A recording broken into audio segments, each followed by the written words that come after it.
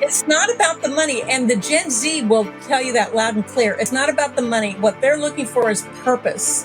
They want to know that the work they're going to be doing is aligned with the mission of the company, and there better be a good mission. But when the IBM PC first came out, the exact same situation. Everyone in America thought their jobs were going to be replaced, especially at the administrative level. What people can do is educate themselves, just like I'm saying, go to classes. There are many, many, many free ways to get educated about AI. What does it feel like when onboarding, payroll, compliance, and even IT access all run through one platform? It feels like everything finally works together and HR finally has room to scale. Deal brings global people operations into one place. So new hires start strong, workflows stay compliant, and teams move faster. See it in action at del.com/nickdayhr. HR L&D podcast. I'm your host. My name is Nick Day. I'm the CEO at JGA Recruitment Group. We are, of course, specialist human resources recruiters operating worldwide. If you're new to the show, welcome. Please remember to click subscribe or to follow. But most importantly, please do share these episodes with your human resources colleagues and friends. And together we can really raise the profile of learning, of development, and of people management internationally. Now, today we're talking about a really urgent challenge that is facing HR and business leaders today across the world. That challenge is burnout. So if you often feel overwhelmed, or if you often feel that sometimes you take things too personally, then I think today we are in the right place, because today I'm joined by a wonderful guest, Janice Litvin, who is on a mission to help leaders and teams to banish burnout and retain their talent, something as a recruiter I'm very, very passionate about indeed. She does this through keynotes, through podcasts like this, workshops and coaching groups and more. She's the past president of the National Speakers Association of Northern California and is a member of the Society for Human Resources Management, for whom she is a recertification provider as well. As a technology recruiter for over 20 years, plus she has corporate technical experience given over 12 years, Janice has heard many, many stories about burnout firsthand. And I know that's true because I hear those stories as a recruiter every day as well. When she's not speaking, she leads Zumba fitness classes for fun. She's full of energy, full of great insight. And in this episode, we're going to be exploring why burnout is just so prevalent in today's workforce. But more importantly, what it costs organizations in terms of engagement, attraction, retention, and most importantly, for you, our wonderful listeners, what HR and L&D leaders can do to create cultures that protect well-being and empowers your people to thrive. So without further ado, welcome, Janice, to the HR L&D podcast. Wonderful to have you. Thank you so much, Nick. I'm delighted to be here. Super, super excited. Of course, you come hugely recommended from a previous guest I've had on the show, Patricia Phipps. So if as energetic as that, we're in for an absolute party today. Before we get started, let me dive in with my first question. What do the words human resources mean to you? That is such an interesting question. And in the nature of it, it seems pretty simple, but it is not simple at all. And I think historically, the definition per se would be different from what we're seeing today. So I like to focus on the human part, especially now in the age of AI, where most companies think that many and most of their systems can be automated through AI, especially recruiting. And that's a real sore spot with me right now, but you can't forget the human. The other thing that human resources means is sort of a buffer between the C-suite and the workers. Yeah, what a great place to start. And by the way, I echo your thoughts on that. And actually, I think it's an interesting place to start the conversation because I look at the industry through. I am seeing people work harder than ever before. They have more tasks to manage, and now they've got to consider technology as well, particularly if you're in human resources. And we are seeing burnout become a real problem. Why are you seeing it being such a pressing issue for organizations in 2025? Oh my gosh, there's so many answers. Let me start with the obvious. The obvious answer is there's a lot of press, as you said, that AI is going to replace a lot of positions and software engineers are going to no longer be needed and recruiting sourcers will no longer be needed. None of that is true. You still need the human element. And remember, humans are programming the AI tools. So there's a lot of bias built in. There are inconsistencies built in. So you really have to audit your AI tools first before you select one and before you decide exactly which employees you're going to lay off. Yeah, I think also the burnout, just to add on to that point, is also coming from this added demand we have from our leaders to be AI savvy, to suddenly have to manage these new tools, these new systems with often limited training. We want to maximize the investment for people. We don't know quite how to make that transition from the old way of working to the new way of working. And that creates such a bubble of pressure. It can be really hard to perform at all. We just want to please everybody, and there's just so much to manage. Have you experienced something similar? Absolutely, absolutely. First of all, you said the magic word when you said training. Now, you may be too young to remember this, but when the IBM PC first came out, everyone in America were the exact same situation. Everyone in America thought their jobs were going to be replaced, especially at the administrative level, when in reality, the computer was a tool. So there were the IBM PC was a gray box with a big monitor and a big on-off switch. And I went around to hundreds and hundreds of companies and trained people to take the fear out. And as with everything, knowledge overtakes fear. But you did bring up a good point about the stress. So the stress of being laid off is real. And what people can do is educate themselves, just like I'm saying, go to classes.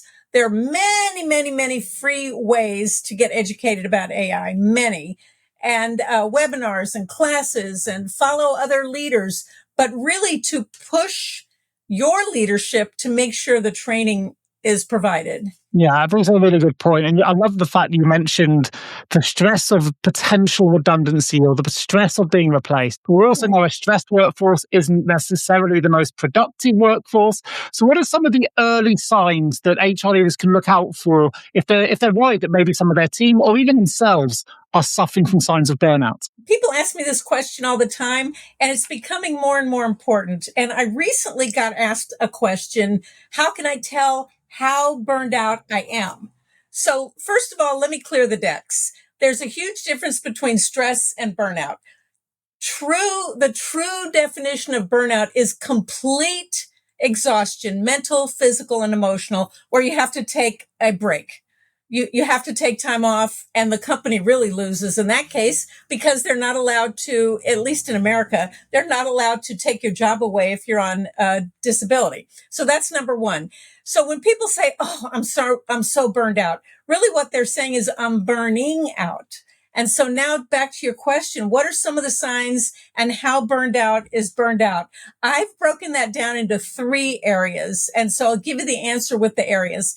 If you're beginning to have feelings of avoidance, like, oh, I can't look at my work today, or, oh, I hope I don't have 200 emails, or, oh, that project I'm working on, I just can't look at it. Those kinds of feelings when you wake up in the morning are the first little inklings that maybe there's some overwhelm and stressful feelings.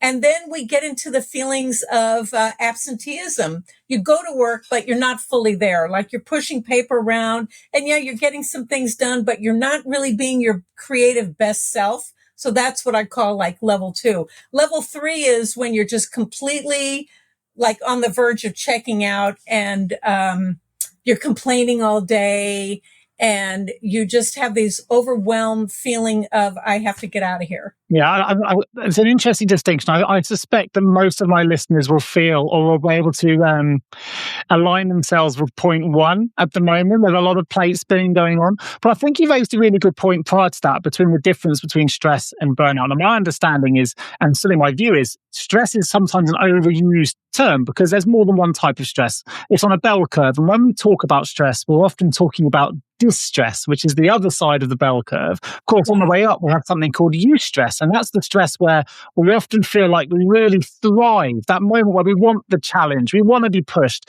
we don't want to go into a role that's too easy. It's just sometimes that eustress can go over the curve and it can become distress. So what are some of the early signs we can look for before we get to that point where we're thinking, I don't want to open my emails today? We're at that level 1 that you mentioned. What are some of the signs we can be mindful of to make sure we stay on the right side of that stress bell curve? So some early signs are the beginnings of withdrawal. And first of all, backing up from there are physiological signs. Our bodies, there's something called somatic. You probably know this term, somatic. So our body feels the stress sometimes before we do. So if you're starting to get migraine headaches, stomach aches, trouble sleeping, trouble eating, body is tense, like you're tense. Those and they're becoming out of the ordinary in terms of volume. That's a clue. And I'll give you a perfect example. Let's say you're in a meeting and you're together. Your team is solving something, whatever the challenge is, and you give what you think is a great suggestion. And somebody randomly on the team says, "Oh no, that'll never work. We don't do things like that." Your body will react. Now you want to stay professional and you may not fight.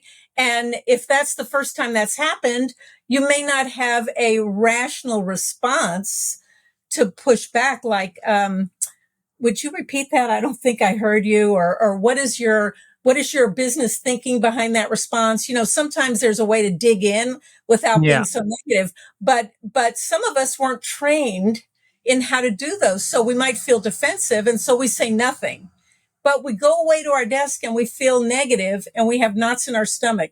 And then hours later, we still have knots in our stomach. And we're like, why do I have knots in my stomach? Well, someone yelled at me in a meeting or was extremely rude. And when you keep pushing those knots down or those little headaches, then you explode. And so one day someone says something to you and you completely go off on them. And your response is totally inappropriate for the situation. That's because you haven't given yourself an outlet to experience that stress and deal with it. So it's really just stays and repeat in our subconscious, right? Just going round and round. I know that feeling well, and I think as humans, we all probably can understand and can imagine ourselves in that situation, at least one of those situations. I have to ask the question because I know you're an ex-recruiter, 20 years in the tech space, as I think you've probably still get involved in some recruitment now. What was it that I guess gave you the motivation, gave you the inspiration to leave your wonderful work as a recruiter, something that I know very well, to move into becoming a burnout coach? That is such a good question. Do you have a couple of hours? Yeah, I do. I'm really intrigued, actually. This excites me. I mean, I've been studying fear for a long time, so I've got a real passion in coaching. I work as a coach as well. I have a passion for fear and the psychology of fear. So I can understand from my own perspective how that may come about, but I'd love to hear from someone who's already taken those steps. 20 years is a wonderful profession, recruitment. It's challenging, It is stressful, and there's a lot of burnout in our roles as well. I wonder if that's got something to play in your own move. Well, let me back it up. So I started out as a computer programmer many years ago in a bank IT department. That was my first awareness of a corporate culture that didn't completely support employees. And from there, I went to one of the best jobs I ever had. And I talk about what I call the world's best boss, Frank, in all my keynotes. And that was a place where I did software consulting and training. And that led to starting my own business, which I wanted to do for a long time in the 80s, to do software consulting and training. That morphed into recruiting because that same boss who I loved kept in touch with me. And one day in the late 80s, called me up and said, "Can you find me a DB2 DBA?" That would be like somebody calling you 2 years ago and saying, "Can you find me an AI engineer?" And you're like, "Well, what's that?" Well, that's what a DB2 was. A DBA and DB2 were brand new. And so I said, I have no idea what those things are that you just said, but yes, I can do it. Interestingly enough, I never planned to become a recruiter. My mother had been a recruiter many years before that, before we had PCs, before email, before fax machines. And she would sit up at night in her bed with her binders and her glue that you used, the liquid glue with a brush. And she would cut out her ads from the Wall Street Journal and paste them into her binders. And I thought to myself, well, that's what I'm going to do. I'm going to place an ad in the San Francisco Chronicle And I had about 20 responses. One was a fit, and I closed the deal, and I'm like, woohoo, I'm a recruiter. It was the weirdest feeling, but I thought that was a perfect next step, because at that time, my training business was changing. Now everybody was trained, and most companies were bringing that function in-house, and I didn't want to go in-house. So I thought, okay, now I'm going to be a recruiter. And I called everybody I knew in the San Francisco Bay Area and said, guess what? I'm a tech recruiter now.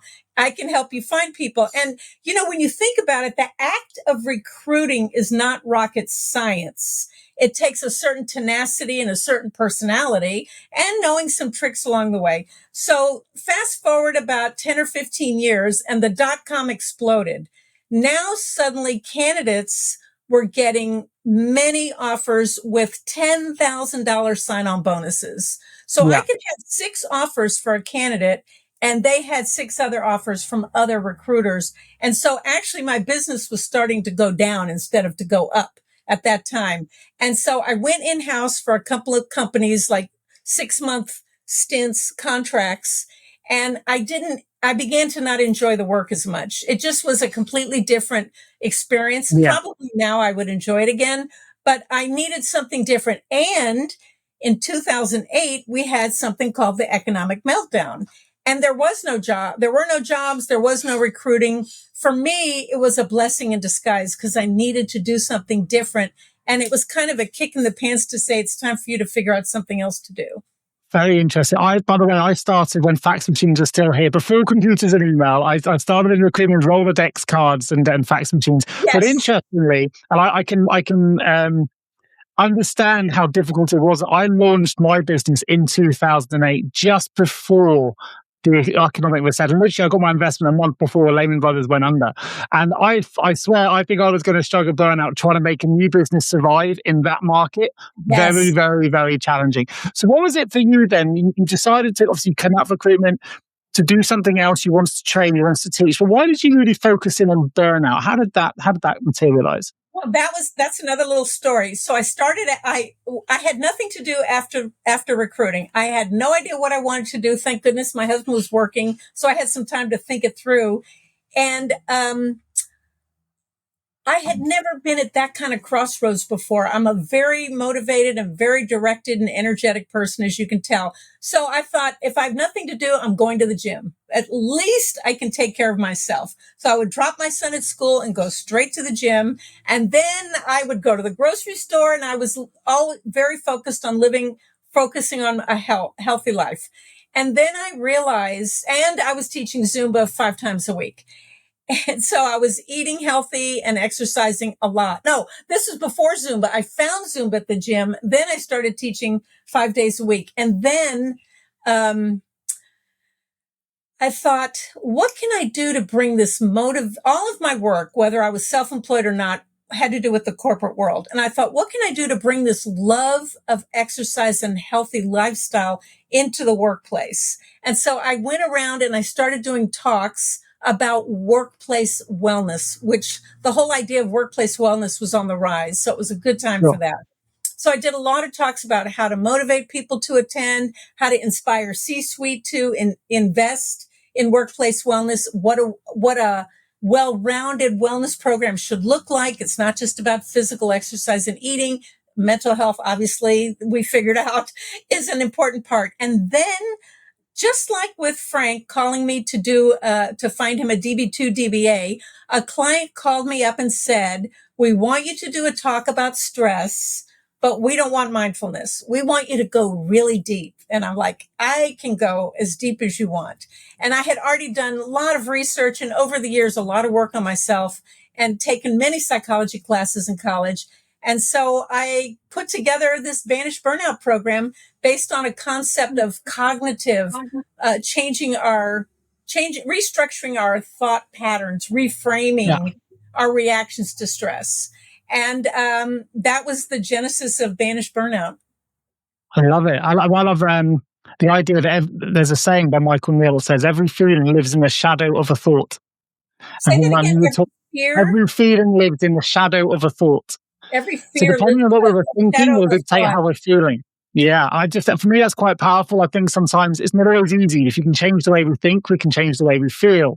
But that's not always easy. We need some Yes. signposting, we need some guides. Yes, it's all about it's all about neurotransmitters.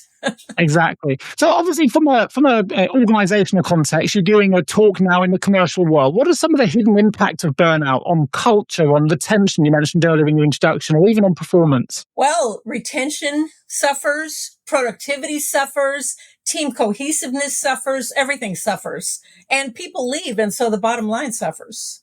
And remember, people leave managers.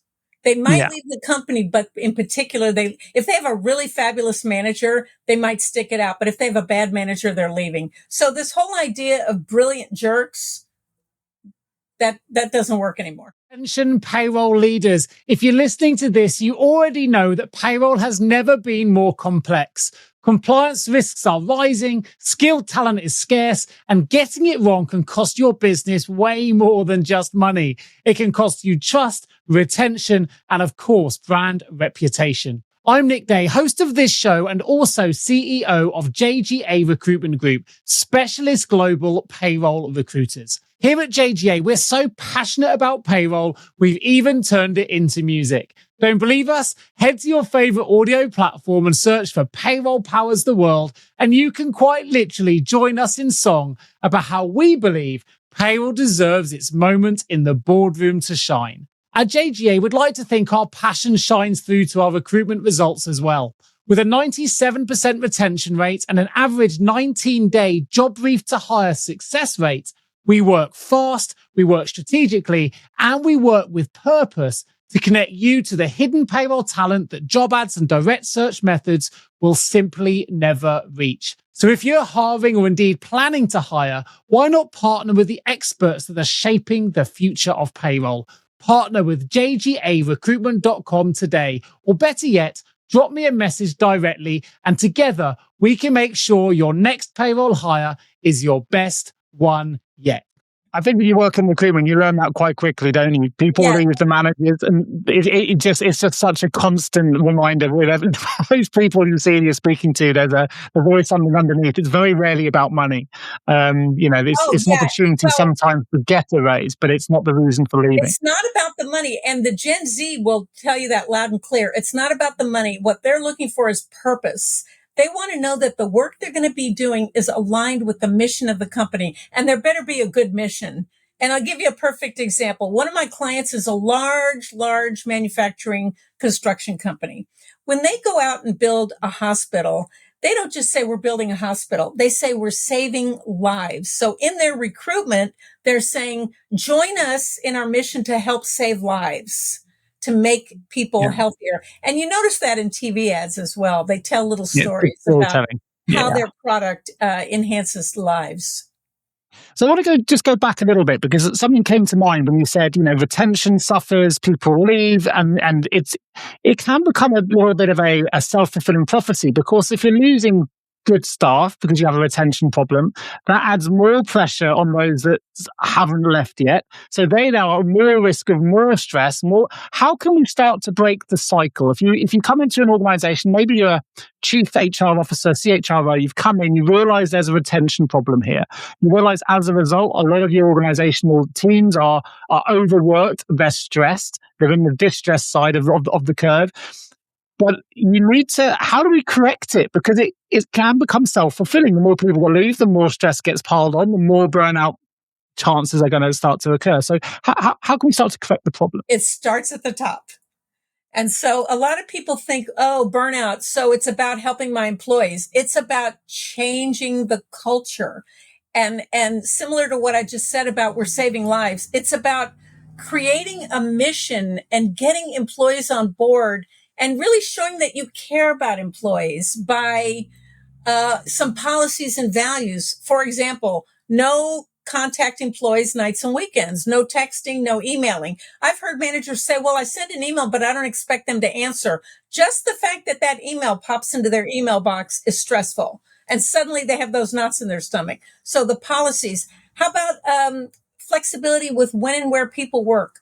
Does it really matter if they're in an office from 9 to 5, if they're not having important meetings with customers, or if they're not on a shop floor manufacturing a product? Does it really matter if they're there from 9 to 5, Monday through Friday? Maybe they have a child that needs them every Wednesday afternoon from 3 to 5, and then they can pick up after dinner from 7 to 10 if they choose. Let people show trust in your people that they will get the work done. You've hired them because you trust them. Now show them that you trust. So that's number one, culture. Number two is teach managers emotional intelligence.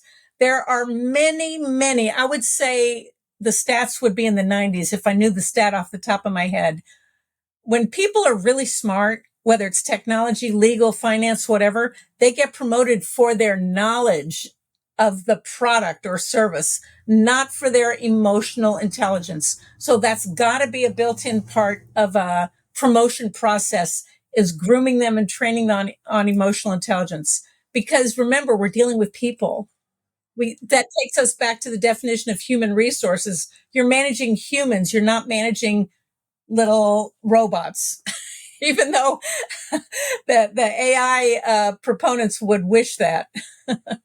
So it starts at the top. And then the third, number three thing about the manager is something I call having a true open door policy, which means managers ask for feedback. How am I doing as a manager? What do you like about working on my team? What do you think I need to change? And being truly open. Love that. I love the first one, trust. We've had Stephen M. R. Covey on the show a couple of times in the past, and he, of course, wrote the book Trust and Inspire, and he goes into this subject in great detail. If you haven't got a foundation of trust, it's really difficult to inspire your team. If you want to be a great leader, you have to start with trust. Yes. It's really interesting. You raised that as your first point as well, and I really, really enjoyed that. So if it does start from the top, and we've got HR leaders listening to this, and they say, that's great, but how do we create a compelling business case then for tackling burnout at board level? What are some of the tips perhaps you can give some of our listeners if they want to create that business case or want to take it up to the top? How do they go about creating that? What are some of the things they should think about? A business case goes back to something I said a moment ago, retention. Look at retention and attrition numbers. How many people are we losing every year? How many people are we keeping? Why are people leaving? Are you doing exit interviews? Are you doing stay interviews? Why do people stay? Why do they like working here? That all goes into your business case. Look at productivity numbers over year based on number of employees, and do a happiness audit. Start to run some audits on your teams.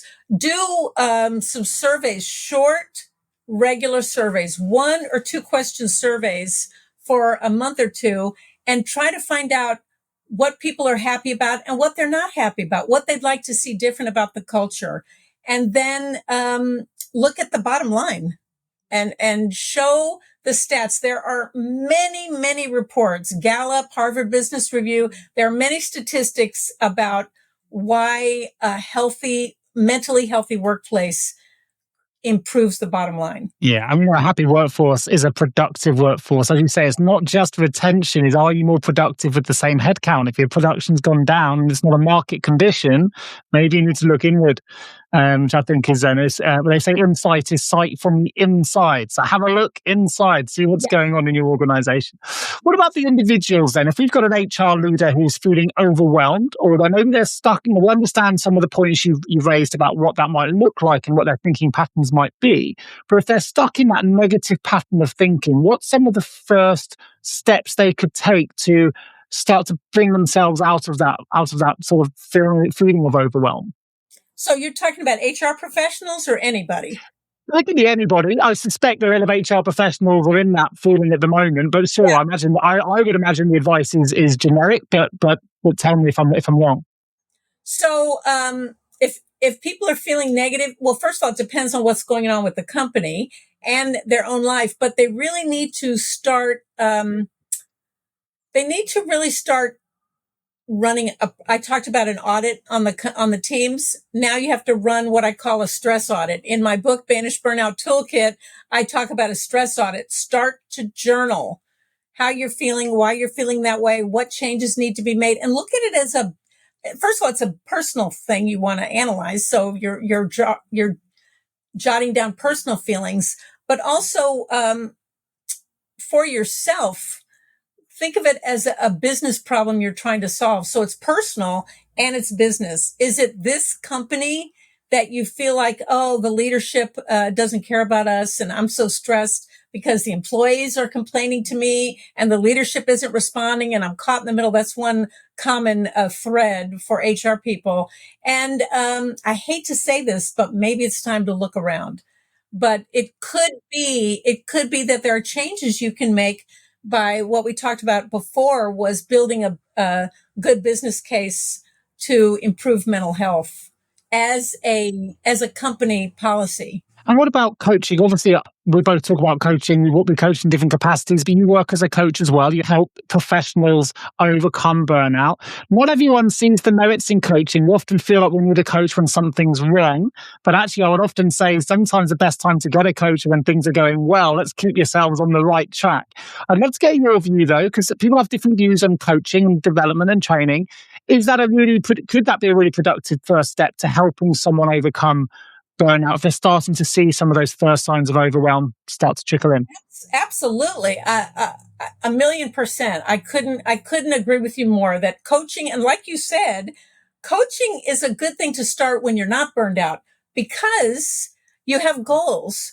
You want to learn how to maneuver yourself inside an organization and get to know people from other departments and look at what some other opportunities are inside the company. And a good personal/business coach can help you get there. I think also a coach can sometimes identify when your personality is shifting or when you're starting to feel too much overwhelm.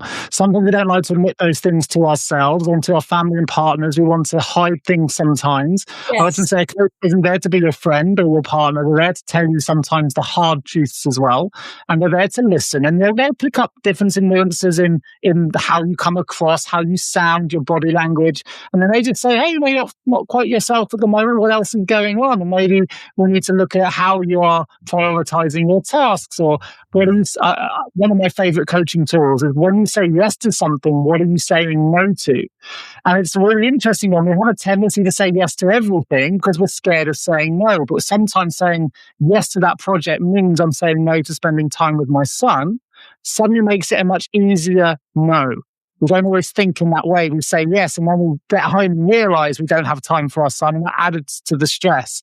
So I think sometimes a coach can be really helpful in signposting support. Tell us a little bit more about your own coaching practice and how you've helped people, maybe some tools, obviously your book as well. I'd love to hear more about your book and some of the things that you've got there, strategies that can really help some of our listeners. Well, number one, the thing that jumped out at me the most is the idea of setting healthy boundaries.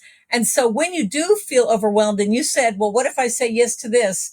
What do I have to say no to? But really, when you say yes to this exciting new project your boss comes to talk to you about, what are the expectations for all those other projects that were already on your plate? So it's important to rationally and calmly say, yes, I would love to work on this other project. And before we begin talking about the new project, we're going to look at all my responsibilities and we're going to prioritize them because there are only so many hours in a day. Yeah, I love that. Healthy boundaries is really important, and learning how to say no without saying no, which is a big key point in all of my keynotes. So tell us about some of your keynotes. What are some of the keynotes we could look out for, and some of the recent talks you've been delivering? So my flagship keynote is Banish Burnout, Move from Stress to Success. And so the stress audit is one key point, reframing your thoughts, which I alluded to earlier, and setting healthy boundaries. So after a couple of years of doing that talk, I realized that's when I realized that burnout prevention has to start at the top. And I created a keynote called Banish Organizational Burnout through cultivating a happy team, a better culture and a happy team. And then recently, and I know you'll love this one, recently I realized, wait a minute, I'm not using all that recruiting experience. And now we have this new thing called AI to talk about. So I've created a new keynote called Recruit to retain in the age of AI. And the first and most important part that I also talked about earlier is the human connection. An AI tool cannot read facial expressions, cannot read body language, cannot really see the intricacies between what someone is trying to say versus what they are saying in an interview. So there are many things an AI tool cannot do. An AI tool cannot get inside the head of a candidate as much as a good hiring manager can. And so that's one of the issues. I talked about purpose. That's another issue. And then another issue is just the whole process, the whole communication breakdown that's happening because there's no human intervention. You mentioned something earlier about leaders often are promoted due to their knowledge, not because of their emotional intelligence. I think we've just gone full circle here because I think that's something that often makes a great recruiter that AI can't replicate either. AI doesn't have natural emotional intelligence. It can't contextualize in quite the same way. It can't show compassion in a way that's truly human. And I think if you want to work with a recruiter that works with humans predominantly, that's what we'll do. It's a human thing we're moving and dealing with. It can change at any moment. Life can happen. You can think you're at the precipice of making a great placement and something in their personal lives could happen, or the client's personal life can happen, or the economy could happen. And we have to be able to change on our feet. And you need emotional intelligence, I think, to be really truly at the top of your game. And I think you raised that point really well earlier, and I think is equally as true in the world of recruitment as well. Last but not least, what about your book? Tell us a little bit about some of the tools, some of the strategies we can discover in your book as well, and perhaps where we can grab ourselves a copy. Yes, you can. First of all, there are two books. A Banish Burnout Toolkit is this big one right here, and that is a hands-on workbook that I often provide for clients. I have a fillable PDF for those of you who don't like to write with a pen and paper, and a hard copy and an ebook, and there's all these different options. And that book really steps you through what it takes to begin to change our thoughts, which impact our behavior. And that's Banish Burnout Toolkit. There are 6 tools. I talk about the three most impactful immediately in the keynote. And then this tiny little book, which you can barely see up there, it's a size that fits into a woman's pocketbook, is called Banish Organizational Burnout, 26 Tips for Managers. And it's all about what we talked about, setting up emotional intelligence and creating a team that's more mentally healthy. And so those are my 2 books, and your listeners can get a free copy of this book by going to janicelitvin.com/resources-BBT. I'm sure you'll put those in your show notes. I will. They'll be in the show notes. So if anyone wants to grab themselves a copy, you can click straight through the episode notes of today's show and grab your free copy right there. Last question before I open the HR L&D vault. We're going to fast forward 5 years, Janice. What do you think the future of work is going to, and well-being is actually going to look like? Wow. What is in 5 years? I think we'll all settle down. It'll be just like the IBM PC and how we all began to learn. I think new tools will be developed that will support us. I mean, if you dive deep into ChatGPT, there's some things in the bowels of ChatGPT that I just learned yesterday from watching a video. So a lot of these tools we will learn, and the software developers of the world who are developing these AI tools will learn what people really need to be successful at home and at work. And we will all be using them happily. The fear will have gone away. Yeah, I agree. I hope so. I think I echo what you said. I think that will be how the future looks, and I hope that is the truth. I think we need to settle down a little bit because people are fearful. Yes. But I think it will. Well, let's open HR L&D Vault then. 3 short, sharp questions for you. The first one is this: what's one piece of advice you would give to an HR L&D leader who wanted to better support employee well-being? To better support employee well-being, make sure there's a good mental health policy in your workplace. And when I say good, I mean vibrant, broad, and deep. So supporting mental health is really, to me, number one. Yeah, wonderful. What's one lesson you've learned about resilience that you wish you'd known earlier in your career? Okay, you're going to laugh at this, but as much as I help other people with their burnout, I also need to take care of myself. And so even though we hear people say, oh, you've got to exercise so many days a week, if I don't get outside and get some sunlight, even on a foggy day, like oddly, like I'm having here in Northern California today, you still get the benefits of the vitamin D from the sun. So taking care of my own resilience is really important. I love that. I love that. And also it grounds you going outside as well. We've got grounding, we've got sunshine, we've got vitamin D. There's a Latin phrase called solvitur ambulando, which is basically solved by walking, which is an ancient phrase that people used to go outdoors even then because it's so good for our well-being. So I love that we brought that up. Last one for you then. What's one book, keynote, resource, leader, can be a film, anything you like, any resource you choose that's really inspired you on your journey to banishing burnout? There is a book called Lunch with Lucy about a CEO who had intuitive emotional intelligence. She had lunch when she started her company. It was a service that she did medical billing. And so timing was very critical. And she took every employee, she took a different employee out one at a time every Wednesday. It was Lunch with Lucy Day, and every single employee got time with her. And there's so many lessons built in to the things that she did. So the book is written in the first person, but it's all about all the lessons and how she opened herself up and listened to employees and listened to customers and listened to her IT team. So she wasn't just all about, well, I know everything. She knew that she didn't know everything. And that's one thing I loved about her, is that she opened herself up to other people's suggestions, but she spent time with her people. Yeah, I love that. And there's another theme as well of listening to others, but also listening to ourselves, listening to our bodies. You mentioned earlier that our bodies, the somatic system will tell us first, listening to how we're feeling, listening to what our employers are doing, listening to the trends or whatever it is we're seeing in the organization. It's a real theme here. If we get that right, hopefully we can really get on top of the burnout problem. I also love the fact you said Lunch with Lucy Day, because that's my wife and always gives me a good feeling. So yeah. my wife is called Lucy, and I always look forward to lunch. So that was a nice little reminder for me. Your wife's name is Lucy Day. Yeah. Oh, so when you said Lunch with Lucy Day, I know I quite like that as well. So that'll stick in my memory. There you go. So funny.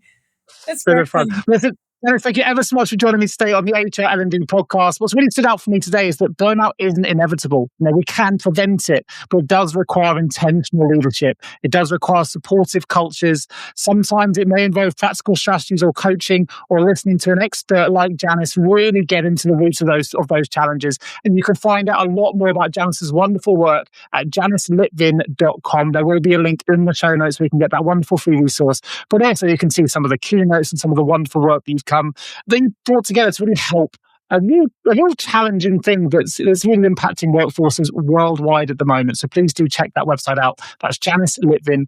And of course, if you enjoyed today's conversation, please remember to subscribe. Please remember to follow the show. But most importantly, if you've got a friend or a colleague who works in human resources or any function who's struggling with burnout, share this episode. Let's help them on their journey to recovery. Let's really help cultures become more supportive, and we'll have a better, more vibrant place of work for everyone going forward. Janice Litvin, thank you ever so much for joining me today on the HR L&D podcast. Thank you so much, Nick. I really enjoyed it. Me too.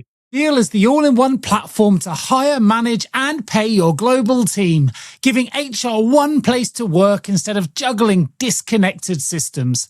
From onboarding to offboarding, Deal brings payroll, compliance, and even IT access together across 150 plus countries, all on infrastructure they built themselves. That means HR isn't wrestling with logins, tabs, and tools all day long. Book your demo today at deel.com/nickdayhr. That's deal.com/nickdayhr.